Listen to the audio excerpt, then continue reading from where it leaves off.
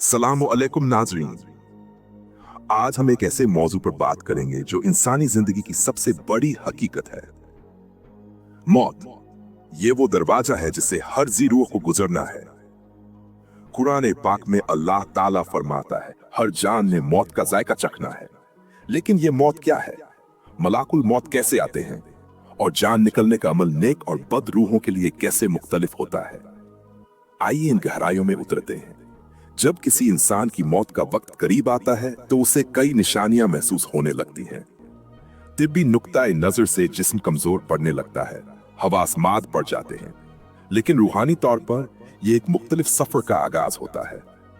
अल्लाह रब्बुल इज्जत का हुक्म होता है और मलाकुल मौत हजरत अज़राइल रूह कब्ज करने के लिए तशरीफ लाते हैं। ये एक ऐसा लम्हा है जिसे ना कोई रोक सकता है और ना ही टाल सकता है। सबसे पहले बात करते हैं एक नेक और पारसाश की रूबज होने के अमल की। अहादी से मुबारिका में आता है कि जब एक नेक बंदे की मौत का वक्त आता है तो मलाकुल मौत बहुत खूबसूरत शक्ल व सूरत में आते हैं। उनके साथ रहमत के फरिश्ते भी होते हैं। तस्वीर कीजिए एक इंसान जो सारी जिंदगी अल्लाह की बंदगी में गुजारी, लोगों के हकूक अदा किए, नेक अमाल किए। जब उसकी आखिरी घड़ियां आती हैं तो वो महसूस करता है कि उसके सामने एक नूरानी हस्ती है जो उसे खुश आमदीद कह रही है। रहमत के फरिश्ते उसके इर्द गिर्द जमा होते हैं। उनके हाथों में जन्नत का कफन और खुशबुएं होती हैं। वो उस बंदे को बशारते देते हैं, उसे जन्नत की खुशखबरी सुनाते हैं। उस वक्त उसके दिल में कोई खौफ नहीं होता, बल्कि एक सुकून और इत्मीनान होता है। मलाकुल मौत नरमी और शफकत से उसकी रूह को मुखातिब करते हैं। ए पाकीज़ा रूह जो पाक जिस्म में रहती थी, निकला अल्लाह की रजा और उसकी जन्नत की तरफ। रूह इस तरह निकलती है जैसे किसी मशकीजे से पानी का कतरा आसानी से निकल जाता है। उसे कोई तकलीफ महसूस नहीं होती। फरिश्ते उस रूह को इंतहाई एहतराम के साथ थाम लेते हैं और उसे आसमानों की तरफ ले जाते हैं। हर आसमान के फरिश्ते उसका इस्तकबाल करते हैं, यहाँ तक कि वो अल्लाह ताला के हुजूर पेश की जाती है।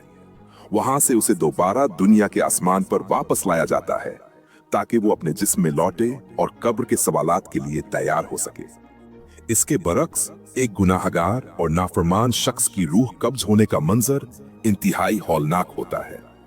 अहादीस में आता है कि जब एक बदकार शख्स की मौत का वक्त आता है तो मलाकुल मौत एक खौफनाक शक्ल में आते हैं। उनके साथ अजाब के फरिश्ते होते हैं जिनके चेहरे सियाह और हैबतनाक होते हैं। तस्वीर कीजिए एक ऐसा शख्स जिसने सारी जिंदगी गुनाहों में गुजारी, अल्लाह के अहकामात से रूगर्दानी की, लोगों पर जुल्म किया। जब उसकी आखिरी घड़ियां आती हैं तो उसे मलाकुल मौत एक निहायत हौलनाक शक्ल में नजर आते हैं। अजाब के फरिश्ते उसके इर्द गिर्द जमा होते हैं। उनके हाथों में जहन्नम का कफन और बदबूदार चीजें होती हैं। वो उसे जहन्नम की वईदें सुनाते हैं। उसके दिल में खौफ और दहशत बैठ जाती है। वो महसूस करता है जैसे कोई चीज उसे अंदर से खींच रही हो। मलाकुल मौत सख्ती से उसकी रूह को मुखातिब करते हैं।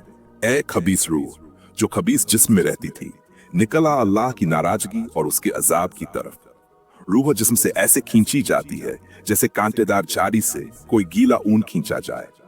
उसे हर रग और पट्टे में शदीद तकलीफ महसूस होती है। वो रूह निकलना नहीं चाहती, लेकिन उसे जबरदस्ती खींचा जाता है।